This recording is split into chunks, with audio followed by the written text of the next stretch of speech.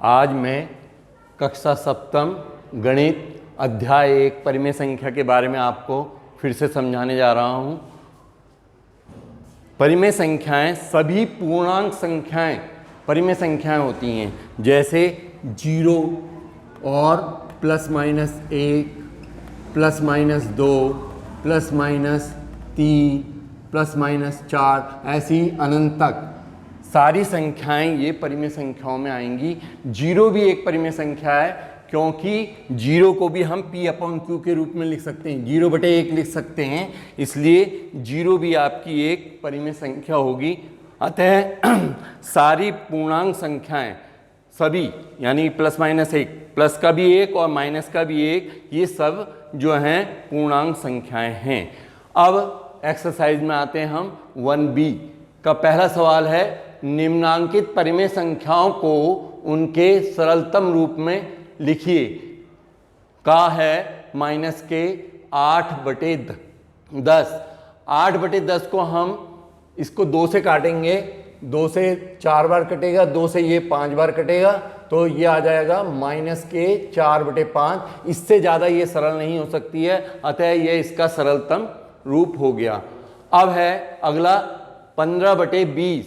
15/20 को उसके सरलतम रूप में लिखने के लिए हम इसको 5 से काटेंगे, 5 से 3 बार कटेगा, 5 से 20 4 बार कटेगा, तो ये आ जाएगा 3/4। यही इसका सरलतम रूप हो गया, इससे ज़्यादा ये सरल नहीं हो सकता है। अब अगला प्रश्न है दूसरा, संकेतों बराबर और बराबर नहीं में से चुनकर रिक्त स्थानों में भरिए। -4/5 और -5/7 ये क्या बराबर हैं? नहीं। क्यों? क्योंकि इसके हर पहले तो समान नहीं है, और अगर हम हर समान करें इनके, इसको ऊपर नीचे 7 से गुणा करेंगे तो ये 35 आ जाएगा, ये 7 चौक 28 आएगा, और इसको 35 बनाने के लिए इसके ऊपर नीचे गुणा करें तो ये 5 5 25 आएगा, यानी कि ये हर अंश जो है इसका समान नहीं आएगा। अतः इसलिए ये लिख देंगे ये बराबर नहीं है, बराबर नहीं का चिन्ह लगा देंगे। अब ये वाली है खा 7/-11 और माइनस के 7/11, तो ये बराबर हैं, क्योंकि बच्चों माइनस ऊपर हो और प्लस नीचे हो तो भी वही संख्या मानी जाती है। अब 7/-11 और -7/11 ये दोनों बराबर हैं, तो इसमें बराबर का चिन्ह लग जाएगा।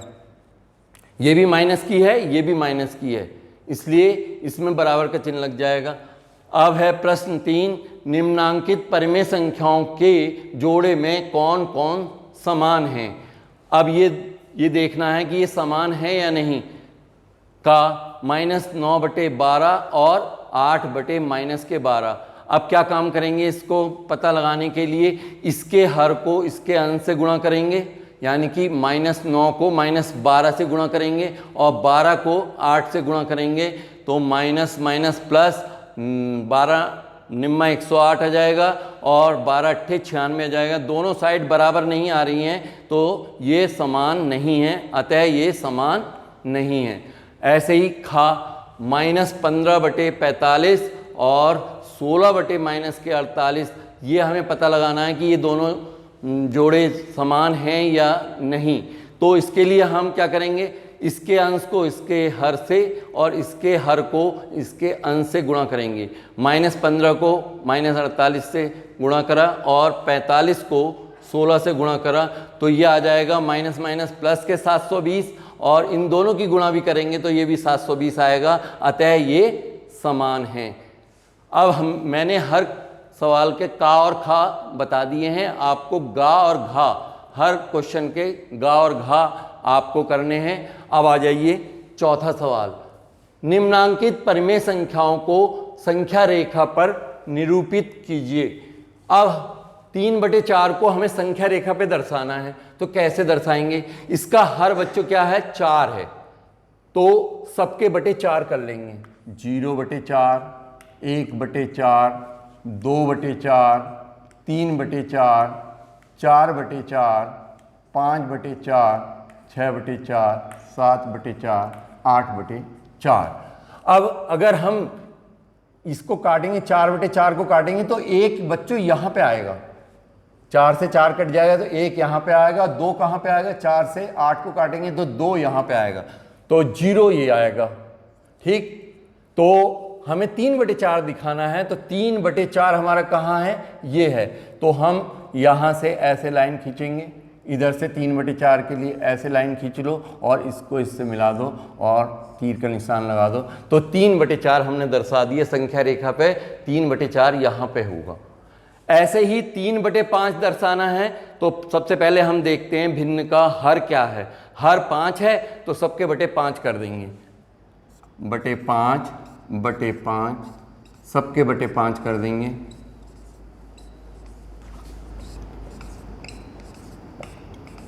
अब एक हमारा कहाँ पे बनेगा, 5 से 5 कट जाएगा तो एक यहाँ पे होगा, जब यहाँ पे 10 होगा तो 2 वहाँ पे होगा।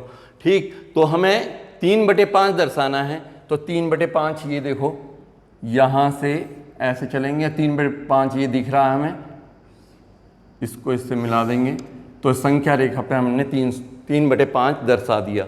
अब अगला क्वेश्चन है, निम्नांकित परिमेय संख्याओं के जोड़े में कौन कौन असमान हैं। तो ये भी वही क्वेश्चन है, -8/24 और 7/-21, तो इसके अंश को इसके हर से और इसके हर को इसके अंश से गुणा करेंगे। तो -8 को हमने -21 से गुणा करेंगे और 24 को 7 से, तो ये आ जाएगा माइनस माइनस प्लस के 168 आ जाएगा, और इसकी इससे गुणा करेंगे, ये भी 168 आएगा, 24 की 7 से गुणा करेंगे, तो दोनों साइड बराबर हैं, अतः ये समान हैं, असमान नहीं हैं। ऐसे ही खा वाला क्वेश्चन, -15/20 और 25/-30 में कौन कौन समान हैं जोड़े देखना है। तो इसके लिए -15 को -30 से गुणा करेंगे, 20 को 25 से गुणा करेंगे, माइनस माइनस प्लस के 450 आ जाएगा, 15 × 45, एक जीरो लग जाएगा 450, और 25 दूनी 50 और जीरो लग जाएगा 500। तो दोनों साइड बराबर नहीं आ रही हैं, तो ये बराबर नहीं आते, ये दोनों समान नहीं हैं, असमान हैं। मैंने इसमें भी का और खा बता दिए हैं, गा और घा आपको करने हैं।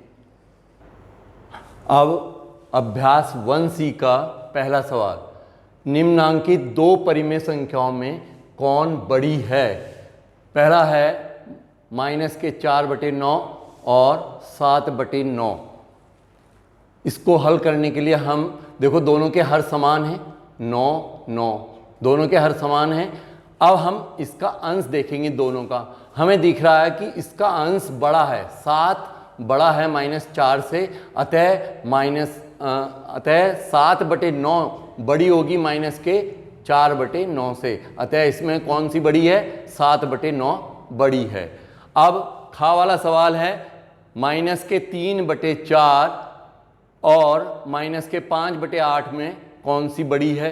तो इसके लिए हम क्या करेंगे, एक का हर है 8 और एक का 4 है, तो 4 वाली को ऊपर नीचे अगर हम 2 से गुणा कर दें तो उसका हर भी 8 बन जाएगा। तो इसको गुणा करेंगे तो -3 दूनी 6, -6 और 4 दूनी 8, और दूसरी संख्या क्या है हमारी -5/8। अब हमें पता लगाना है कि इन दोनों में कौन सी बड़ी है। तो हमें पता है कि -5 बड़ी है -6 से, -5 -6 से बड़ी है, क्योंकि माइनस में जितनी बड़ी होती जाती है संख्या उतनी छोटी होती जाती है, इसमें -5 बड़ी है, अतः -5/8 बड़ा होगा -3/4 से, अतः इन दोनों में -5/8 बड़ी है। अब है निम्नांकित दो परिमेय संख्याओं में कौन सी छोटी है। सेम वैसे ही करना है जैसे इस वाले सवाल में करा था, -4/9 और -5/9 दोनों के हर समान हैं। अब हमें देखना है कि अंश किसका बड़ा है, -5 छोटा है -4 से, -5 छोटा है -4 से, अतः ये वाली छोटी होगी, -5/9 छोटी होगी -4/9 से, अतः इन दोनों में -5/9 छोटी है। अब ये वाला सवाल, इसमें 6/11 और -7/11, तो हम ये माइनस से माइनस काट भी सकते हैं, तो ये 7/11 हो जाएगा। ठीक है, इन दोनों में इनका अंश देखते हैं। इसका अंश 6 छोटा है और 7 बड़ा है। ठीक है, तो माइनस के 6/11 छोटी होगी माइनस के 7/11 से, क्योंकि ये प्लस की हो जाएगी, माइनस से माइनस कट जाएगा तो 7/11 प्लस की हो जाएगी। तो इसमें इन दोनों में 6/11 छोटी है। अब पाँचवा, अब पहला दूसरा मैंने बता दिया, तीसरा चौथा सेम पहले दूसरे के समान है, वो आपको खुद स्वयं करना है। पांचवा सवाल इधर देखिए, निम्नांकित परिमेय संख्याओं को आरोही क्रम में लिखना है। हमें परिमेय संख्याएं क्या क्या दे रखी हैं? 3/4, माइनस के 7/10, 8/-15 और माइनस के 17/30। सबसे पहला काम क्या करते हैं, हम हर को धनात्मक बनाते हैं। ये अंश होता है, ऊपर वाला अंश और नीचे वाला हर को सबको प्लस का बनाएंगे। धनात्मक का मतलब प्लस का बनाएंगे। ये तो है ही पहले से ही 3/5, ये भी पहले से ही है माइनस के 7/10। इसका अंश हमें हर जो है वो धनात्मक बनाने के लिए इसको ऊपर नीचे 1 से गुणा करेंगे, तो ये वाला तो माइनस का 8 हो जाएगा, ये वाला 1 से गुणा करने -1 से गुणा करने पर प्लस का हो जाएगा। अब ये तो कट के प्लस के हो जाएंगे, माइनस से माइनस कट गए, तो ये 17/30, तो यानी कि सबके हर प्लस के हो गए, 5, 10, 15, 30। तो सबसे पहला काम क्या करेंगे, हम इनका एलसीएम निकालेंगे, लासपा। 5, 10, 15, 30 का लासपा निकालेंगे। पहले लिख लिया हमने 5, 10, 15, 30। अब सबसे पहले इसको काटते हैं 2 से इसमें ये वाली कट रही, 2 से जो नहीं कटती है उसको ऐसे ही रखेंगे। 5 नहीं कटती है, ऐसे ही रखेंगे। 2 से ये कट रही है 5 बार, 2 पंजे 10। 2 से ये नहीं कट रही है, ऐसे ही रखेंगे। 2 से 30 15 बार कट रही है, 15 दूनी 30 होता है, 15 बार कट रही है। अब कोई भी इसमें से 2 से नहीं कट रही है, तो फिर किससे काटते हैं? 3 से देखते हैं, तो 3 से ये दोनों कट रही हैं, ये ऐसे ही उतार लेंगे, ये कट नहीं रही है 3 से, ये काटेंगे। 3 पंजे 15 और 3 पंजे 15, दोनों ये कट गई। अब सब 5 से कट रही हैं, तो 5 से काटेंगे, तो सब 1-1 हो जाएंगी। जब 1-1 हो जाती हैं तो फिर हम इनका गुणा कर लेते हैं, तो इससे एलसीएम हमें पता चल जाता है 2 × 3 × 5, यानी 5 × 15 दूनी 30। 30 इसका एलसीएम आ गया। अब इसके लाइन खींच के हम इसका एलसीएम यहाँ पे रखेंगे 30। अब इससे इसको डिवाइड करते हैं, 5 से 30 में भाग देंगे, 6 बार जाएगा, 6 की इससे गुणा करेंगे। जितने बार भाग जाता है उसकी गुणा ऊपर वाले अंश से करते हैं। 6 बार भाग जा रहा है तो 6 की 3 से करेंगे, 6 × 3 = 18, 10 × 3 = 30, 3 बार भाग जा रहा है तो 3 की 7 से गुणा करना, 7 × 3 = 21, माइनस के 21 आ जाएगा। 15 दूनी 30, 2 बार भाग जा रहा है, उस 2 की 8 से गुणा करेंगे, 8 दूनी 16, माइनस के 16। 30 से 30 में 1 बार भाग जा रहा है, 1 की 17 से गुणा करेंगे, तो 17 × 17।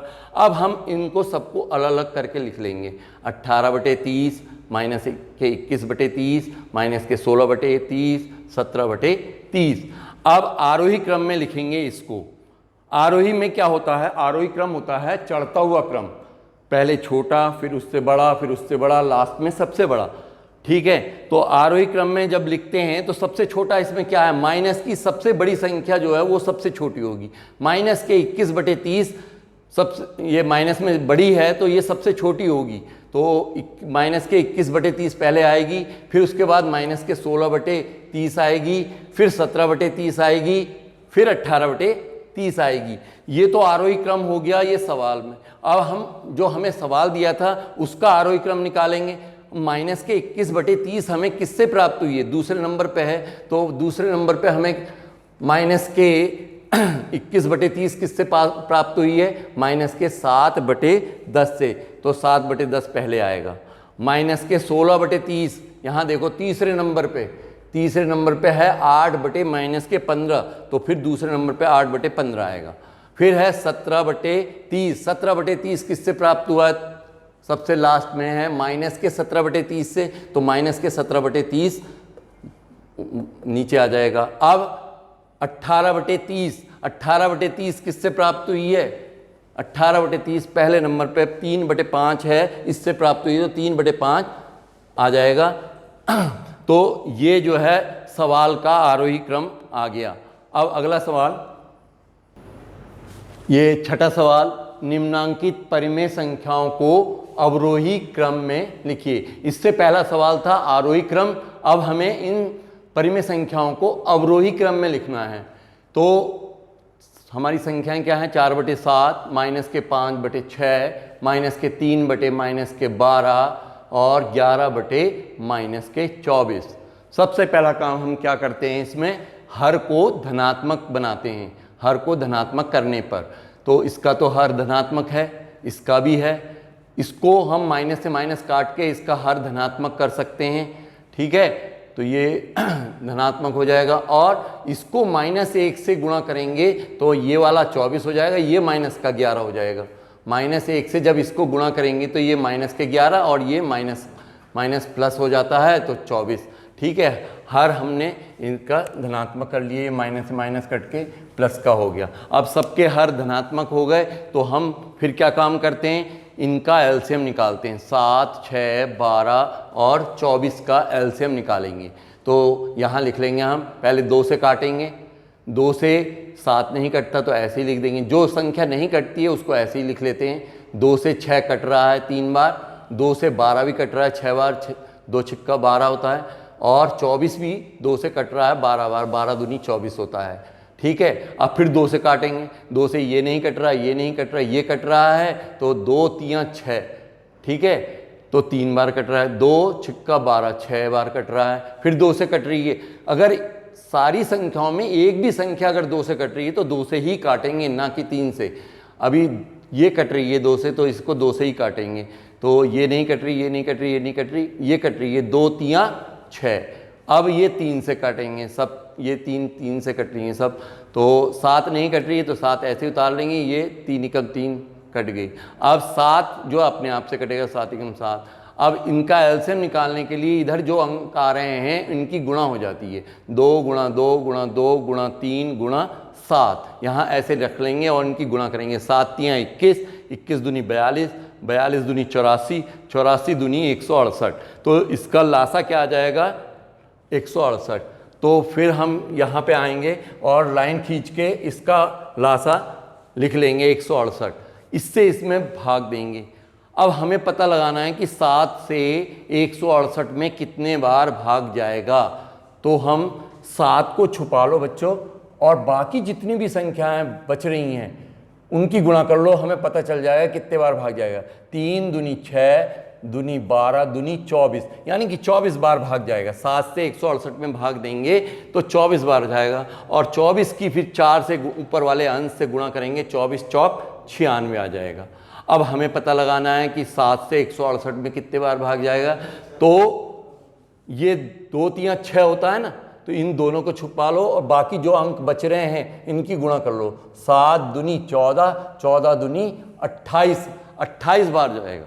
6 से 168 में 28 बार भाग जाएगा, और 28 की जब हम 5 से गुणा करेंगे तो -140 आ जाएगा। ठीक है, अब 12 से 168 में हमें भाग देना है और पता लगाना है कि कितने बार भाग जाएगा। तो 12 देखो कैसे आ रहा है, 3 दूनी 6, दूनी 12, तो इनको तीनों को छुपा लीजिए और बाकी जो अंक बचे हैं उनकी गुणा कर लीजिए। 7 दूनी 14, 14 बार भाग जाएगा। 12 से अगर 168 में भाग देंगे तो 14 बार जाएगा। 14 की फिर 3 से गुणा करेंगे, 14 3 42। अब 24 से इसमें भाग देंगे तो कितने बार भाग जाएगा। तो 24 से अगर 3 दूनी 6, दूनी 12, दूनी 24, इन सब को छुपा लेंगे तो 7 बच रहा है।